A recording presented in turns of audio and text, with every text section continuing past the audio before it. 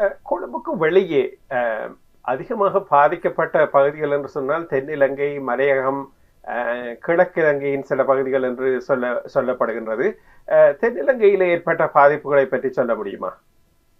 தென்னிலங்கை என்று சொல்வதை விட மலையகம் மிகப்பெரிய ஒரு பாதிப்பை சந்தித்தது. நானும் சென்று வந்திருந்தேன். முக்கியமாக கண்டி மாவட்டம், நுவரெலியா மாவட்டம், அதோடு மாத்தளை, பதுளை, ஒன்றாகல, ரத்னபுரி மாவட்டங்கள் மிக பெருமளவு சேதத்தை சந்தித்திருந்தன. பொதுவாக மலையோர பகுதிகளிலே மண் சரிவுகள் வருவது வழக்கமான ஒன்றுதான். ஆங்காங்கே மண் சரிவுகள் வருடந்தோறும் வருவது. சில வருடங்களுக்கு கொஸ்லாந்தையில் ஏற்பட்ட மிகப்பெரிய ஒரு மண் சரிவிலே என்னுடைய பல மக்கள் மரணித்து போனது ஞாபகம் இருக்கும் என்று நினைக்கின்றேன்.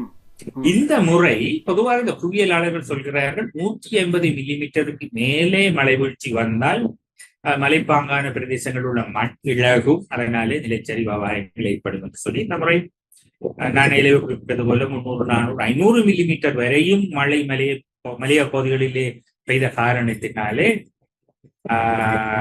அந்த மலை மிகப்பெரிய பாரிய மண் சரிவுகளும் அதே நேரம் இவ்வளவு பெரிய மழை வீழ்ச்சி வந்தபடியினாலே ஆறுகளிலே நீர்மட்டம் பெருமளவுக்கு பாய்ந்தான். மகாலி கங்கை கரையிலே போன போது அந்த மகாலி கங்கைக்கு மேலாக போகின்ற மின்சார வயர்களில் கூட குப்பைகள் தொங்குவதை நான் பார்த்தேன். அப்பொழுது கற்பனை செய்து வாருங்கள், எத்தனை அடி உயரத்துக்கு அந்த மகாவலி நீர் எழுந்து பாய்ந்திருக்கின்றது.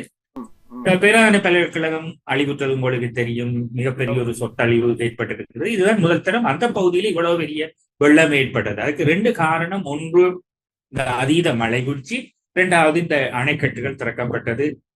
பெருமளவு நீர் இந்த அணைகளிலே திறக்கப்பட்டதனாலே அந்த வான்கதல் திறக்கின்ற போது மழை நீரும் அந்த அணை நீரும் சேர்ந்து கட்டுக்கடங்காத ஒரு வெள்ளமாக ஏற்பட்டது.